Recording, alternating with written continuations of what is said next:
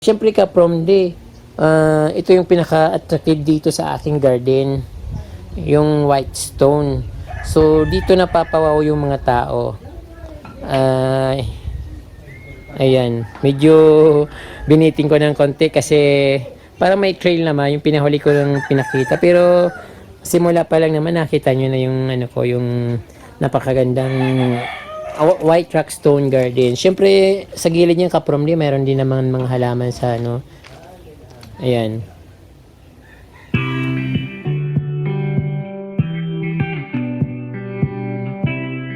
Maganda to kapromdi, lalo pag nandito kayo sa mismong garden ni Certified from Desano sa likod ng kubo niya. Mas maganda yung garden ko dito sa likod kapromdi. Ang kulang lang yung mga halaman na hindi pa nagbo-bloom.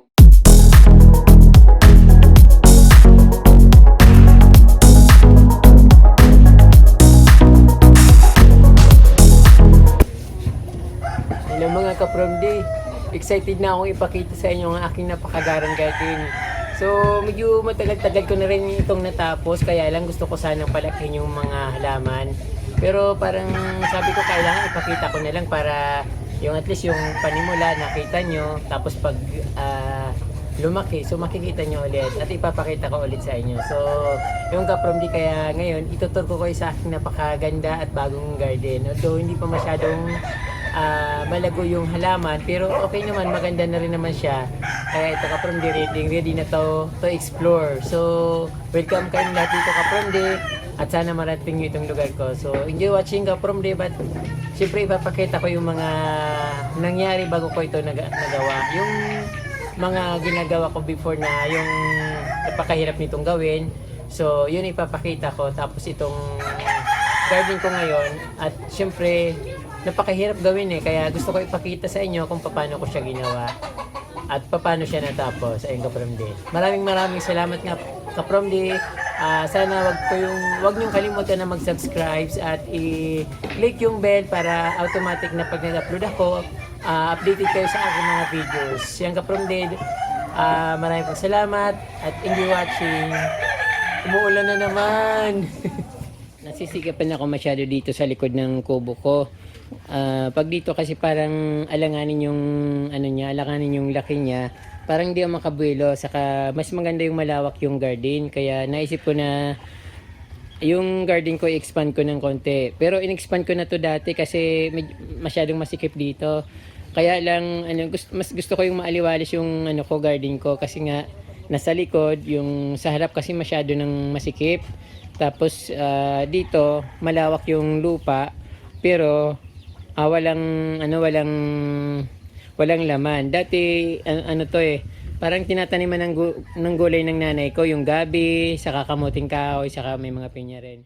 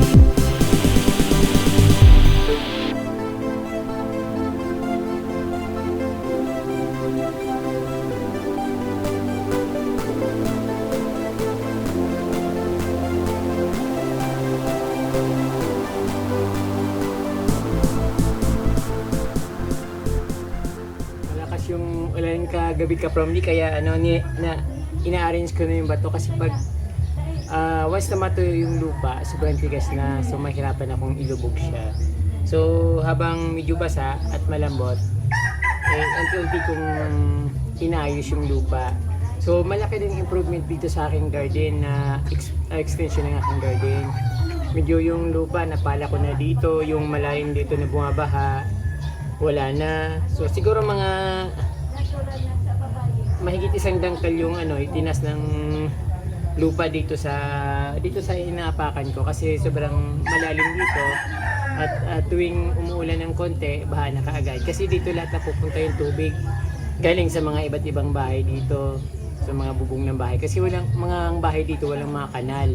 So yung mga tubig ng bawat bahay pupunta dito dahil dito yung pinakamababa na lugar. Kaya konting ulan lang, puro na kaagad. So kaya dapat ito tinatambakan at para ayun, gagawin ko ng magandang garden. Sana maganda yung gawa ko dito. Paiba-iba yung naiisip ko, maraming kumbaga marami akong idea na naiisip kung paano siya maging look like. Sa ngayon itong lupa muna yung pinagkakaabalahan ko kasi wala pa akong alam.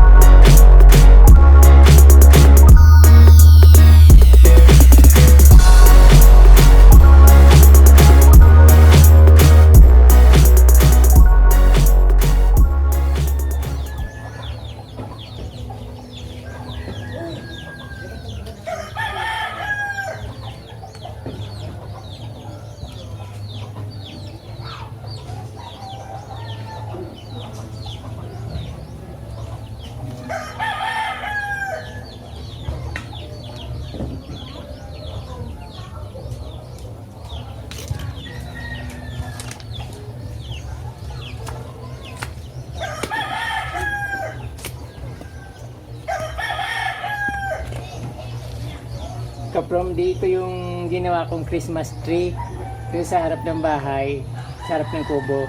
So, sinadya ko talaga na yung kahoy ay ilagay ko sa kahoy. Kasi ito yung kahoy na ito ay madaling mabuhay. So, until now, hindi naman siya natutuyo. Kaya, ingat na ingat ako na hindi magasgas. Kasi, tinitingnan ko yung balat niya, green pa yung loob. So, ibig sabihin na may possible siya na mabuhay. Yung isa kasi, yung mulberry, may mga sanga na. So, madali talaga mabuhay yun. So, kaya hindi ako nagwo-worry doon. Pero ito kasi minsan natutuyo yung kahoy, tapos minsan sumasanga. So sana mabuhay siya mga kapromdi, kasi pag sumanga siya, magiging maganda dito kasi malilim dahil yung araw nandun. Pero depende kasi sa season, minsan yung araw nandiyan tapos minsan dito. Ngayong mga October, November, yung araw napunta dito, dati doon sa banda siya doon. Kaya dito pag maaraw, lililim dito ng konti pag nagkaroon to ng dahon. So lahat na ginawa ko, tumutubo siya ng para double purpose. Nagtanim na kang kahoy, nagtanim pa ng halaman. Yung kapromdi yung purpose ko para sa aking Christmas tree na ginawa. Sana yung kahoy ay tumubo at gumanda. Mga kapromdi, excited na akong emerge yung aking garden. Kasi medyo matagal-tagal na rin to, kaya gusto ko matapos na. Parang inip na ako, saka hindi ako makakilos. Palaging iniisip ko dapat matapos na kasi hindi ako mapakali kapag alam kong mayroon akong gagawin kahit na hating gabi. Talagang iniisip ko, pag naisip ko, kailangan yung parang gusto ko gumising na kaagad ako para gawin ko na, kaso hindi pwede. So ito ngayon kapromdi, umuulan na naman. Medyo hindi maganda panahon dito, 2 buwan na, kaya ang hirap magkumilos dito. Palaging maputik, palaging maulan, tapos hindi rin maganda yung weather.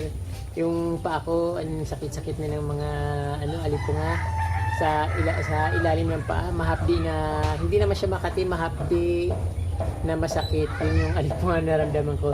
So ngayon ko from ito, gusto ko nang emerge kasi matagal na nga. Parang ayun, excited na akong gusto kong ayusin kasi pag hangga't hindi na may merge, parang hindi ko alam kung ano yung kulang. Hindi ko alam kung anong dapat kong ilagay at hindi ko rin alam kung paano ko ayusin. Kaya gusto ko emerge na, saka makakatulong din yung pag naglalakad-lakad ako habang kahit na medyo maulan. So walang putik. Tapos hindi na ako dumadaan ng kung saan pag ayos ko dito sa paligid. So pag naka-merge ito, so diretso na ako dito. Makikita ko na pa yung kung anong pwede kong ayusin, kung anong kulang. Kaya ito kapromdi, dahan-dahan ko na itong i-merge. Bagong gupit pala ako kapromdi. Sabi nila, sa unang tingin kamukha ko si Derek Ramsey.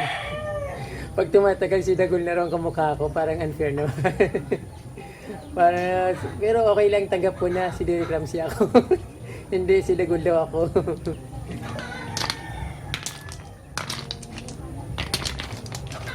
Pero pag lumambog ng konti, another dagdag ulit ang puting bato.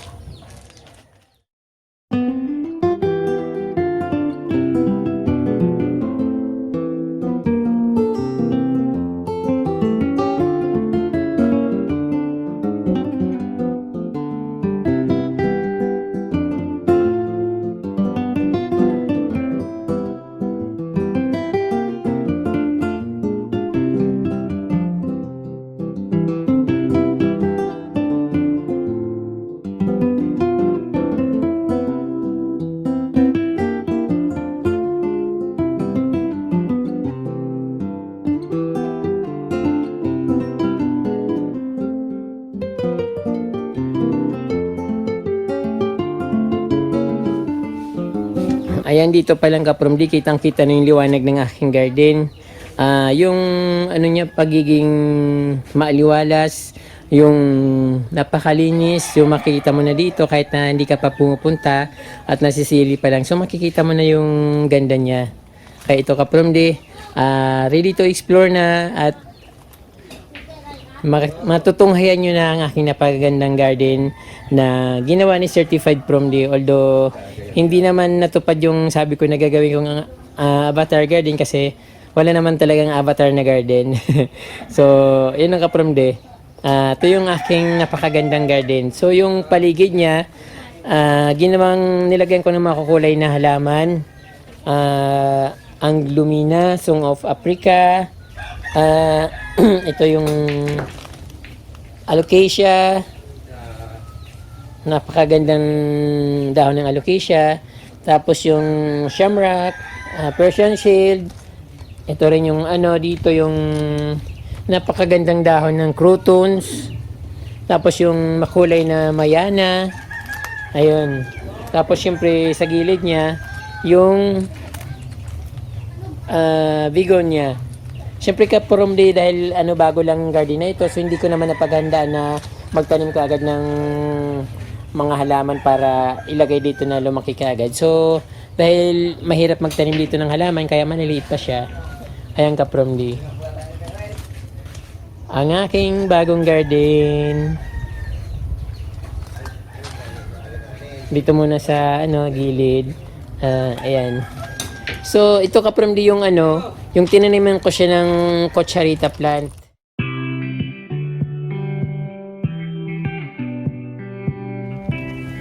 Tapos ito kalatya rin ito. Tapos, purple shamrock. Tapos nandito yung aking pinaka-rare na plant na pitcher plant. So, medyo tago siya. Saka may mga bird nest na nakapalamuti sa parang entrance ng aking napakagandang garden. Maganda ba talaga? Ito ka-From D, hindi pa siya masyadong matagal at hindi ko kagad nataniman ng halaman dahil nga sa ulan, maputik. So, malaking abala sa akin yung pag-ulan. Kaya ito parang bitin yung palaging halaman ko. So, ang pag maulan kasi ka-From D, kala natin maganda sa halaman. So, hindi parang pumapayat siya dahil sobrang tubig.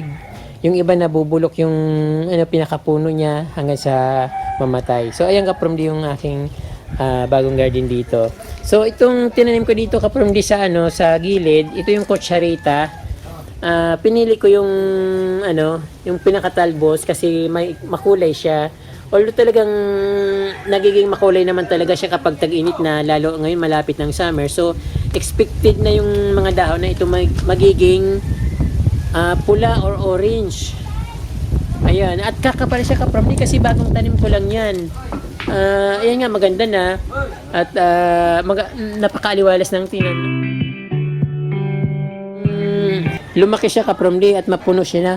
Mapuno tapos naging ganyan ang kulay. Puno ng ganyan na kulay dito sa gilid ng puti na mga bato. So tapos diyan sa taas niya yung parang napakaaliwalas. Tingnan yung American style. Hindi ko lang alam kung American style yung ka-From D or Japanese style garden. Ayan. So, tingin ko dito ka-From D sa aking garden ay Japanese inspired na garden ka-From D. Saka dito ka-From D, napakarami kong halaman dyan, no? Yung mga bago kong tanim. Nandito rin marigold, hindi pa siya bumubuka yung bulaklak. So, inayantay ko ng bumuka na yung bulaklak, kaso ang tagal pa. Pero mayroon na, siguro mga 3 days, 5 days, buka na siya. Tapos yung nag-bloom na yung mayana ko dito ka-From D kasi parang na siya, parang magpo 4 days nang umiinit dito ngayon. Kaya, siyempre pag yung mayana, gustong-gusto niyang init. Tapos yung puting halaman dito ka-From D ay gumamila. Tapos yung mga neo na coleus, yan, marami na siya at gumaganda na.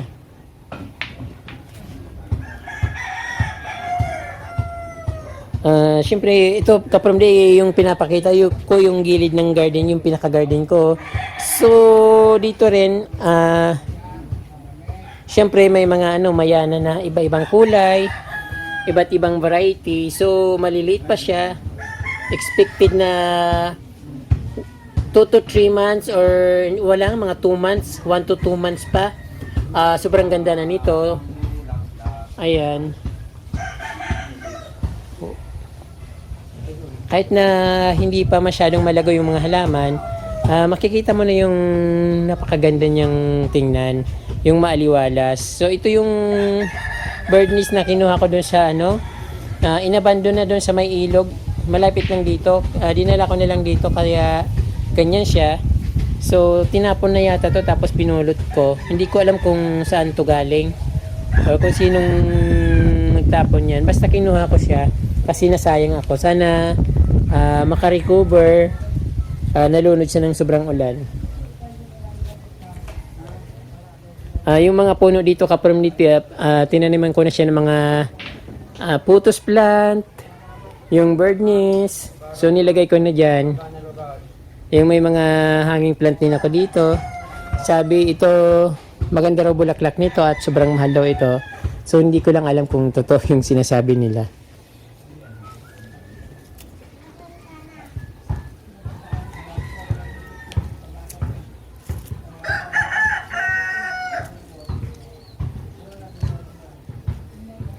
Ayan yung dito. Ito yung garden ko dito.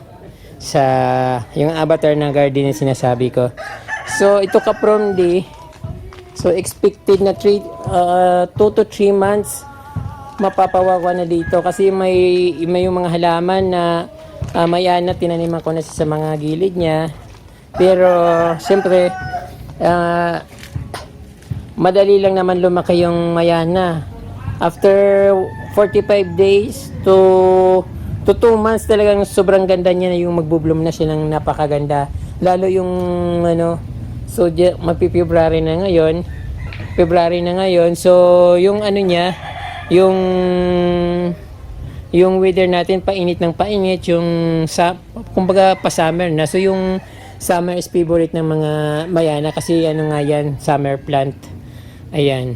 Mayroon din ako dito ang lavender. Tapos doon yung may mga mayana na rin akong tinanim. Tapos nilagyan ko ng pinya ng konti doon para hindi madaanan ng mga tao kasi ginagawa nila tong shortcut. So medyo harang na rin sila dyan para hindi masyado makadaan yung mga tao. So ayan kaprom di yung mga bagong tanim. Ayan. Mayroong gumamila na puti. Mayroon din croutons. Tapos philodendron emerald, green emerald. Ayan.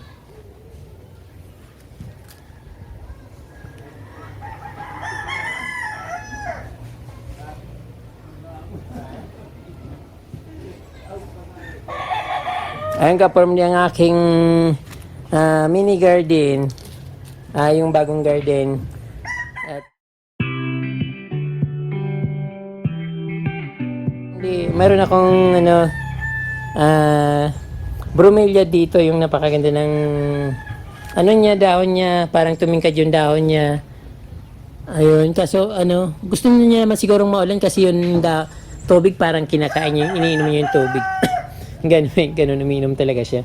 Tapos dito kaprom di yung ayan, yung nilagay ko dito yung Alocasia sibrina, pero parang ay niya yatang napapansin ko dito hindi siya maganda sa gusto niya talaga sa pang lang talaga siya kaprom di, hindi to pwedeng ilabas, parang nasa indoor lang yung ito. Kaso pag nilagay mo naman sa indoor nalalantay yung dahon, so pang wild lang talaga ito kaprom di. So pabayaan na lang natin siya sa wild, huwag na tayong kumuha ng mga ganitong halaman sa wild kasi hindi naman siya magandang gawing halaman kasi nga namamatay. So hindi ko lang alam sa ibang lugar kung okay siya, but sa tingin ko hindi siya magandang gawing halaman. Ayan kaprom di. Yung rin dito, yung puno na niligay ko ay yung anong tawag nito? Madridi cacao na pinutol ko doon sa harap ng dahil natumba ng bagyo.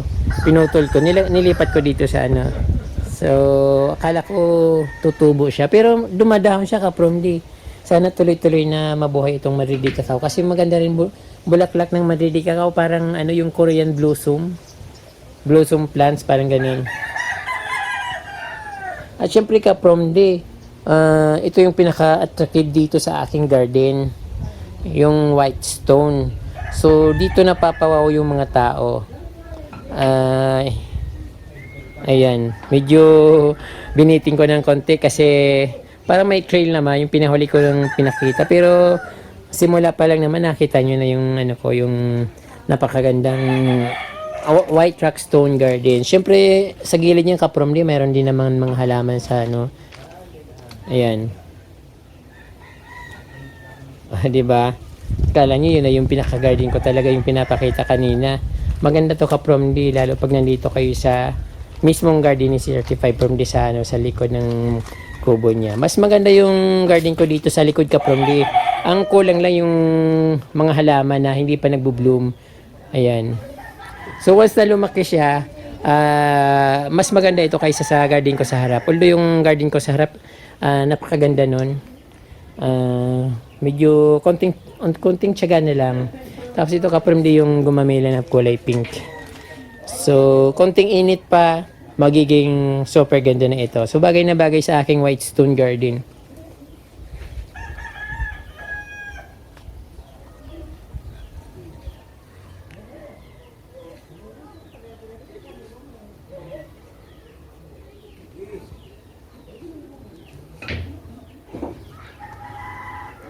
Ayan kapromdi, maganda ba yung garden ko?